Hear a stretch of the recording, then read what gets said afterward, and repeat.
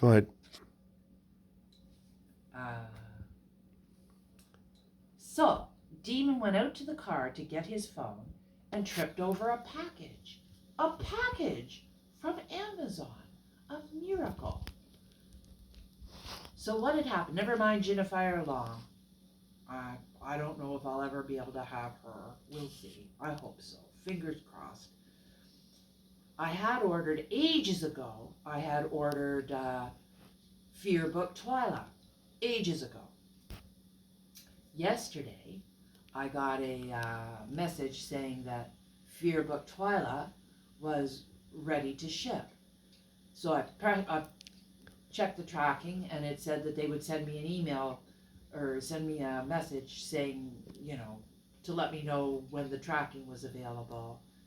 And so, first thing this morning, I check Amazon to find out what time to find out if she's going to come. And Fearbook Twyla has completely disappeared from my orders. It's not in canceled orders, not shipped category, not in the regular orders. I don't know where the heck she's gone. So I go, but she is listed with a price and not temporarily out of stock anymore. So I rebought her. I bought her again.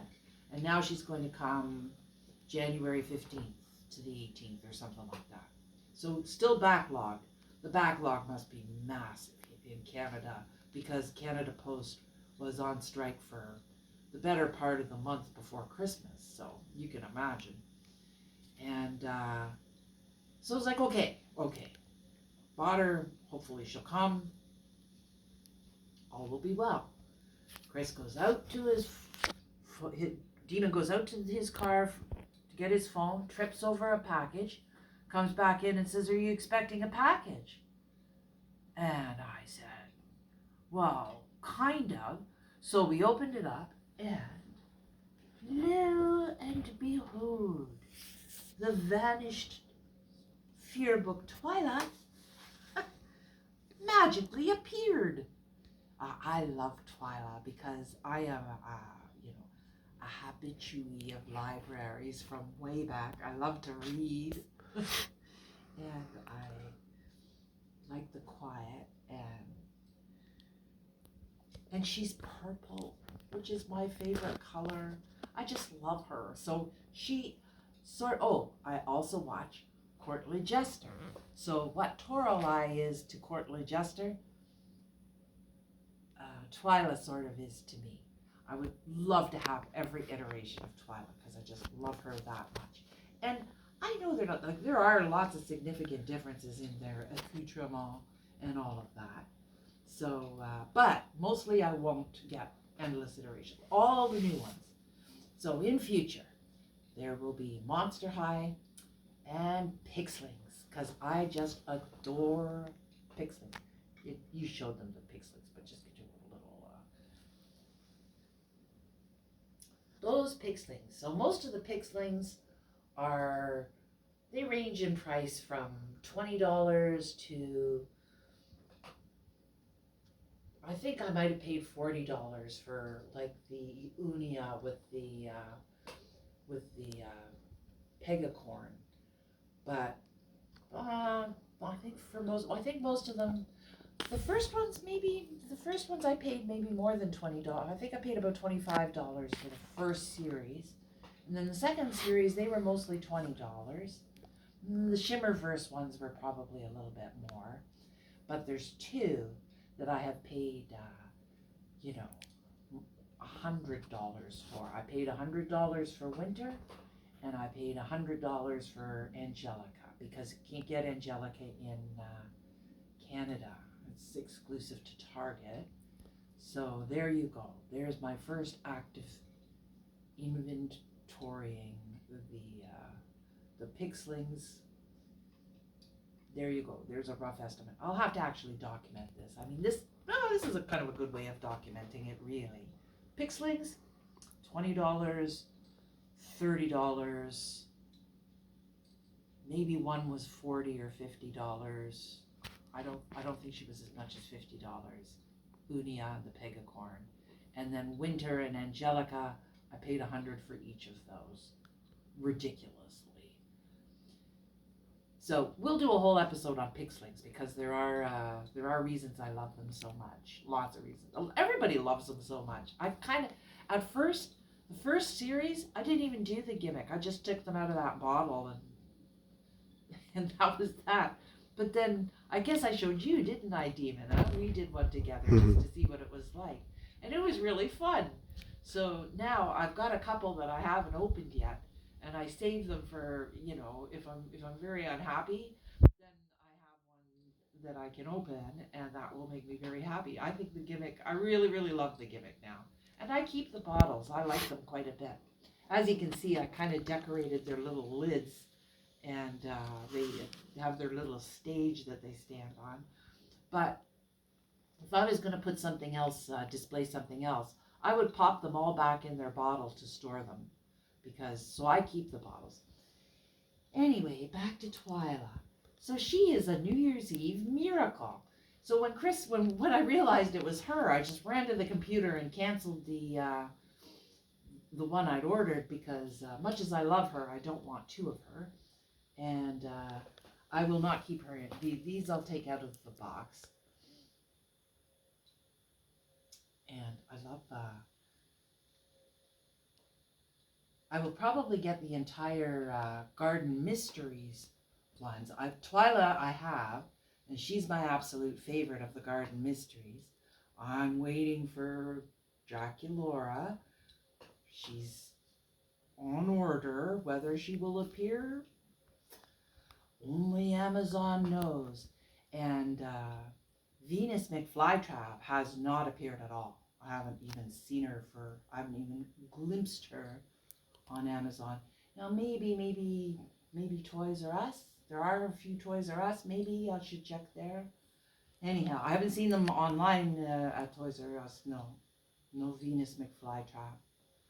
No Jennifer Long. It's all right. It's okay. I don't have to have every doll. Well, I could never have every doll. My daughter says, before Christmas, she says, is there a doll you really want? And it was like, always. And I think that'll probably always be true.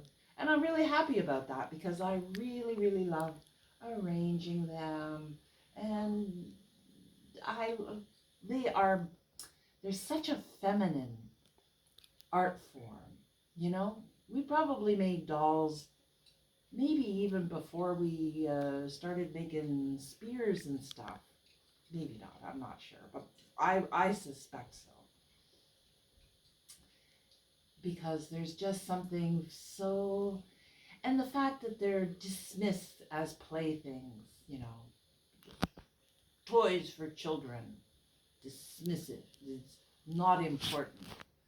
But they are really important. And the young collectors, they are so dear to my heart. Maybe a lot of them will grow out of it. Lots of them grew out of it and gave their dolls away and are now rebuying their childhood dolls. And the pandemic, security, nostalgia, many fascinating things to think about. But, there's much more serious toy collectors are like boys' toys where you've got that's a whole other thing, those kind of Cause, that little thing, and those kind of collector toys. Nobody dismisses them, but beautiful dolls, beautiful ladies and children, not so much. And it's like in the past. And I'm very happy to see them taking their rightful place as an art form. And it's certainly my favorite art form, as you can see. Do I have anything else really to say? Let's see. Claudia Pincer, I've paid $50 for, I'm pretty sure. I'll double check that, but maybe 45. I'll double check, but I'm pretty sure she was just about $50 right on the money. Now there may have been tax and stuff, probably. I really love Amazon. I'm so disappointed in Amazon that they, that they can't be relied upon. I feel so betrayed.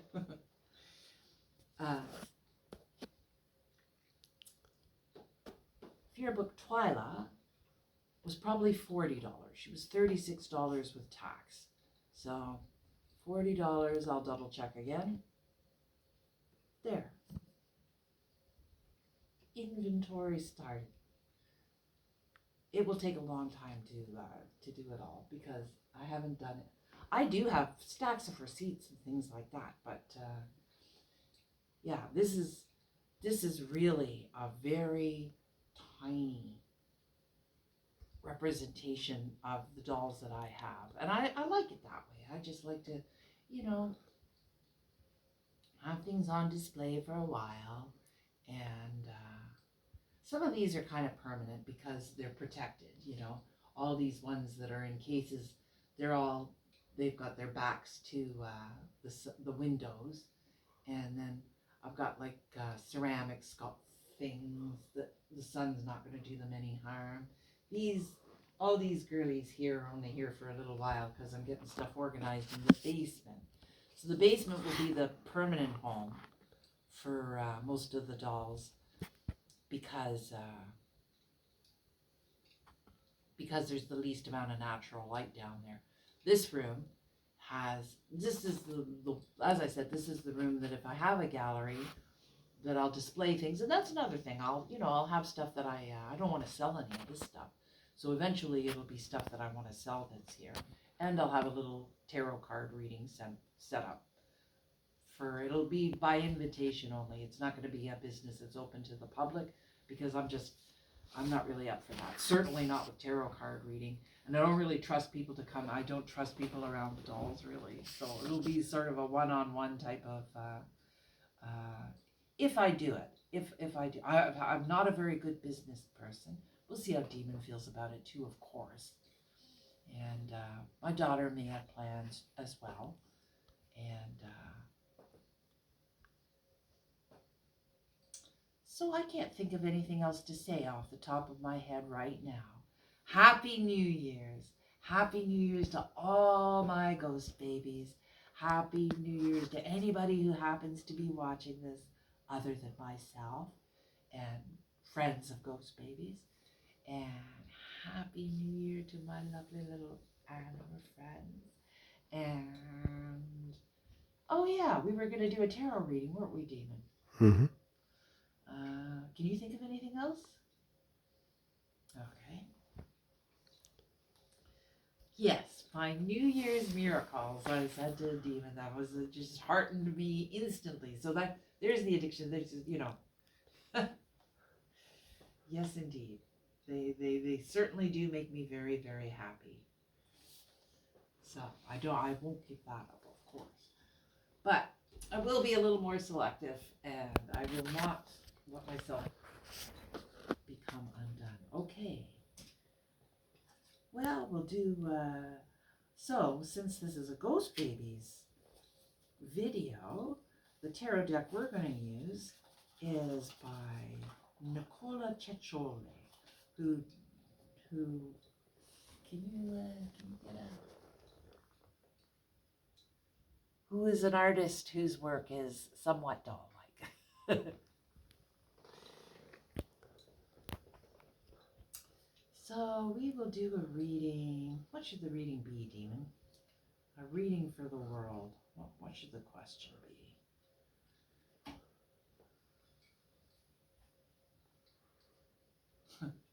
I've never done a reading for the whole world before. So we will. What will the question? The question for the whole world. Now, usually I would not, usually I wouldn't be doing it this way. Usually I would have somebody have their question in their mind, but not tell me so that it doesn't influence. I'm not psychic or anything of the sort.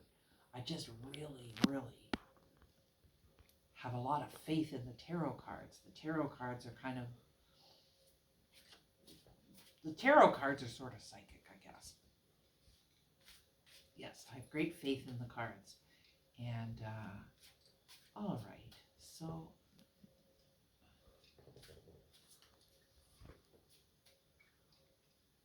will Gen Z manage to save the planet, the natural world, the real world, not the world of people, but the actual planet that the beautiful, miraculous planet with so much other life than us that we live on? Will Gen Z manage to save it through fusion or, I don't know, assassinating corporate, oh no, we won't go there. Assassinating corporate heads. That's not a good solution. Yeah. Eat the rich. So, we'll just do a 3-card spread. Shout out to mytarot.org, Jamie, who I watch read tarot cards every morning. And we will take one from the future to be the advice card. And here we go. I'm not going to do reversals for this one, since I've clearly got the deck upside down. I'm not paying attention. Oh, so this is Beron Samedi. Hi. Have you come to help me read the cards? Thank you. Okay, so topsy-turvy. I am going to turn this all around. This will stay in the middle, but these will go here. Because just doing this simply because I'm not going to do reversals for this reading with this deck. Hey! Hey, the cats are telling me that regardless of what else may happen, there might be a bit of strife in the you know, perhaps take more than just Gen Z, maybe a couple Gen Z and Gen Alpha, and I'm not going to feed you right now. I'm doing a tarot card reading for the whole world. And Beron Samedi is an incredibly, he's our alpha male cat, and he is incredibly devious about getting food. He knows that if he bothers me when I'm really involved in something, that I will give him food just to get him out of my hair, and I really have to stop doing that. He'll get up there and knock down dolls. I mean, he got in big trouble for that, so now all I have to do is sternly say, Beron Samedi, what are you doing? But it doesn't always work. And he's much more stubborn than I am, as are all the animals. So I'm more their person. Not so much, they are not so much my animals as I am their person. All right, so I'm going to put my glasses on, and we will see what we have here. We have got the 3 of Cups. Oh, fellowship, growth. And we have the Knight of Coins. The Knight of Coins. Well, the Knight of Coins is the card that always makes me think of Demon here, because he's a Taurus, and he's, you know, knights are passion, and he's my passion. So that's but of course this is a reading for the world. So a passionate redeemer, hopefully in economics, which is coins, because that's what we need, is like, you know, jobs and all of that sort of tedium needs to be replaced now that I think even doctors are going to be replaced by AI, and that can't happen fast enough for me. But yes, we need an economic Moses. Perhaps that is the Knight of Pentacles. Coming soon, if not here already. The Fool. That's the future. Past, present, future. things are always a wheel, so it's not, things connect. And then the advice card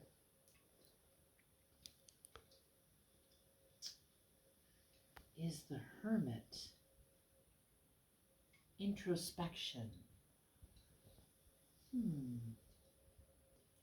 But bringing a light to the world. Can you take this is the advice card to the other three, and that's the Hermit. And the Hermit is she is above the common fray, if you'll allow me that. Often the Hermit is depicted carrying a lantern on top of a mountain. So this is something like that. And they bring a light. So they are removed from humanity, removed from society, but casting a light upon it, So that's wonderful. And guiding the Fool. And the Fool, in some decks, the Fool is the child, which is how I prefer to look at it. In, Pamela Coleman Smith's deck,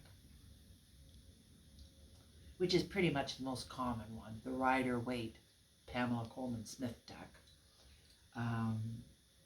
The Fool is depicted as with a little white dog biting the, and he's just about to step off a cliff, and he's holding a white rose and a backpack, and he is about to fall off a cliff, but he's not looking where he's going. The little dog's trying to stop him. So you have to be careful. You can't be too reckless.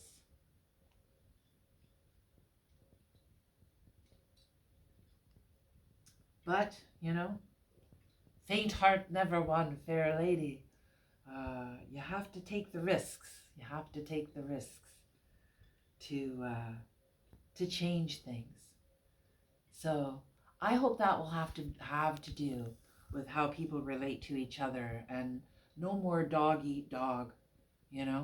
Food is becoming so very expensive that I hope that will result in communal gardens and communal kitchens, and a lot more accord between people and community, replacing competition as the highest virtue. The almighty dollar is pretty goddamn vampiric, and I really do think it has to stop, because it's just not going to work if there aren't jobs for people, and more there just aren't. Homelessness is a terrible, terrible problem. Who are the consumers going to be? We've got a ridiculous situation in Canada where a huge part of the tax base are government employees. So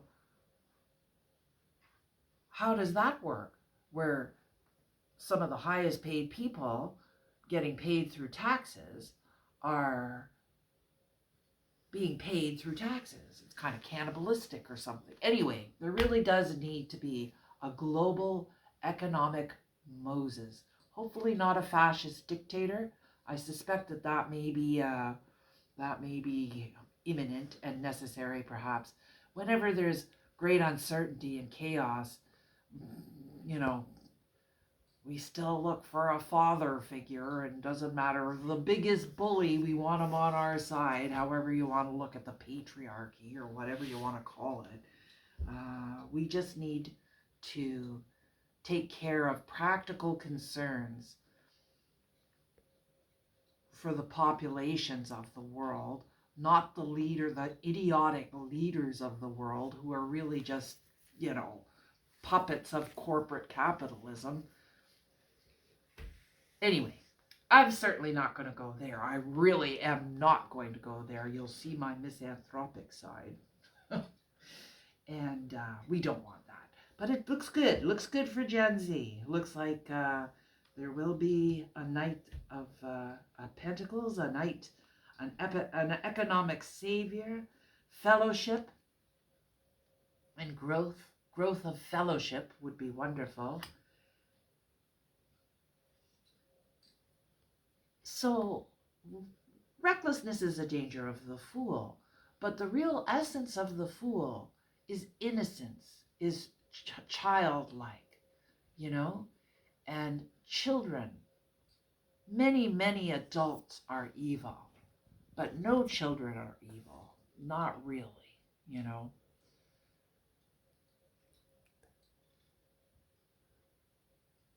Fellowship, childlike fellowship. You know, you take a toddler to a playground and they just walk up. If there's any kid there, they want to play, and then they play. And sure, things may come to grief. They might fight over a toy. Stuff like that happens. But children, children really redeem the species for me. I love children, and I think that they're more human than adults. I think we pay a terrible cost for the socialization that we have, these late stages of capitalism. Can it get worse? Sure. Fascist dictatorships will be worse for a great many people, but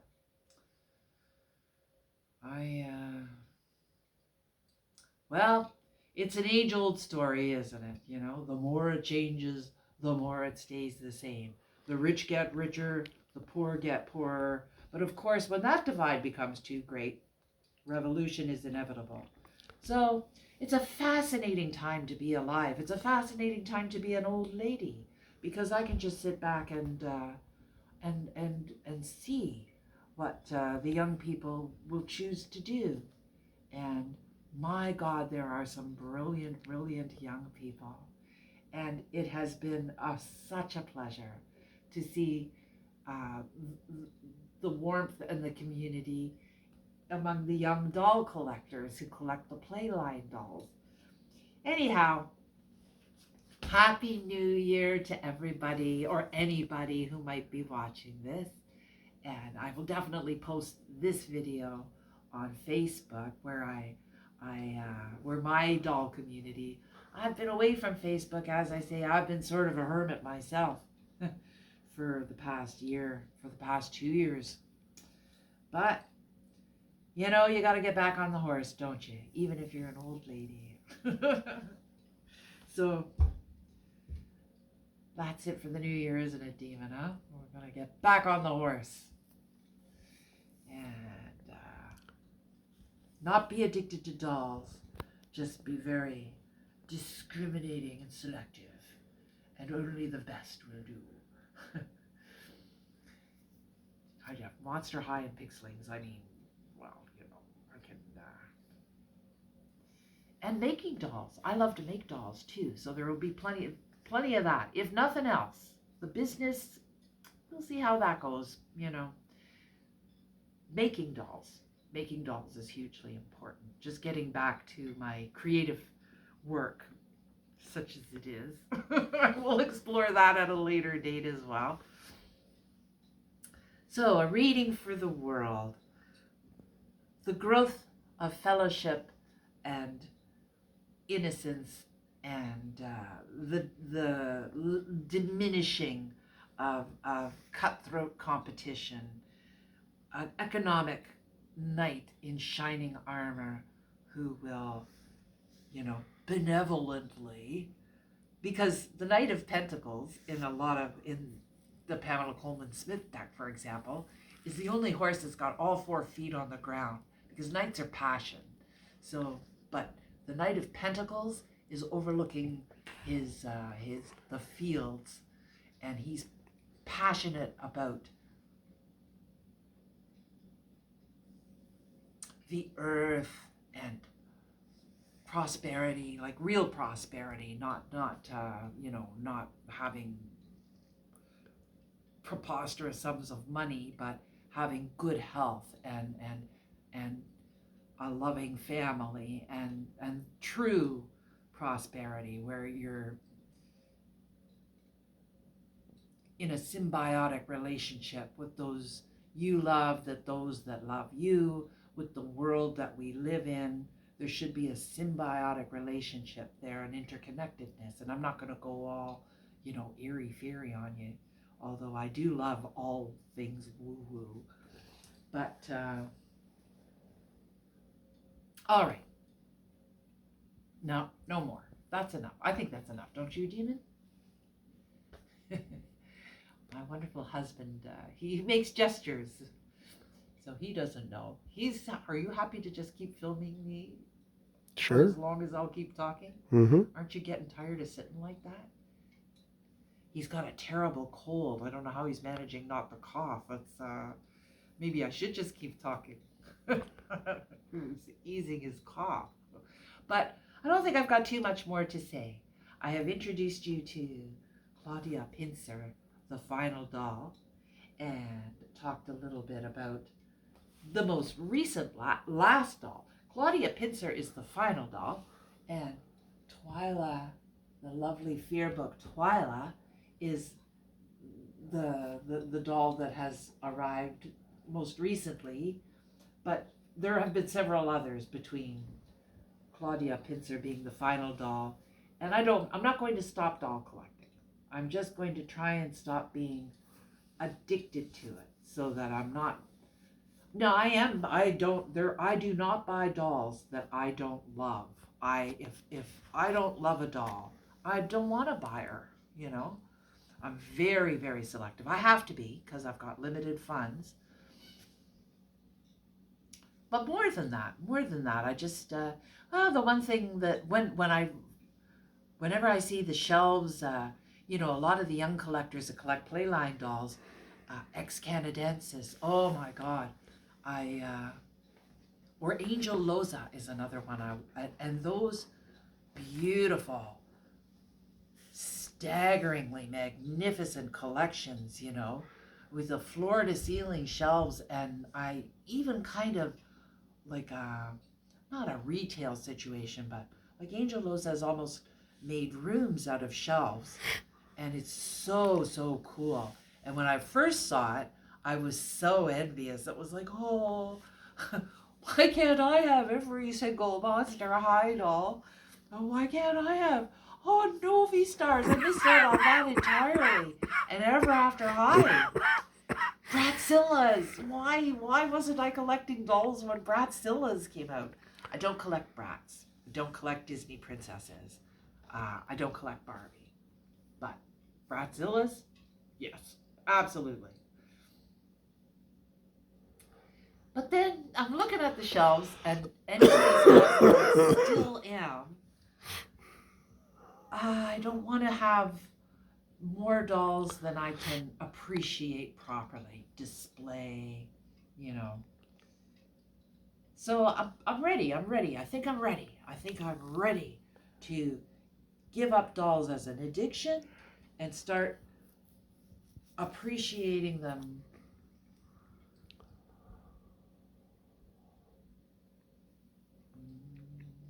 Yeah. Not so much collector as curator, perhaps. Maybe that's what I'm aiming for. I'm not going to give them up entirely, but I'm going to try and involve myself with them beyond just buying them. Boy, that's intoxicating. I love to buy dolls. It is the most soothing thing in the world to me to just look at dolls and covet dolls, but I just can't. And and I really don't want to either. I don't want to just, for one thing, I don't want to endlessly be on the computer anymore. So for the past 2 years, it's been great. I've spent way too much time just looking at the computer. But no, I do other stuff. I love interacting with the animals.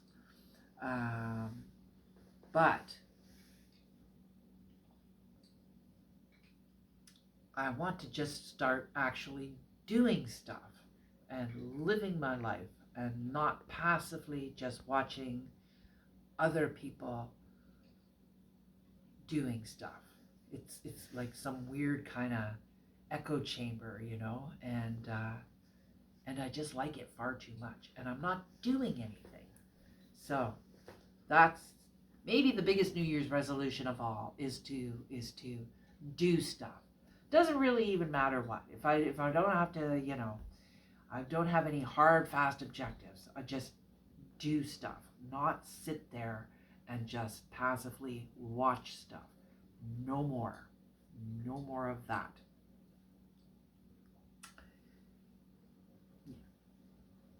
The final doll, Claudia Pincer, my zodiac guide,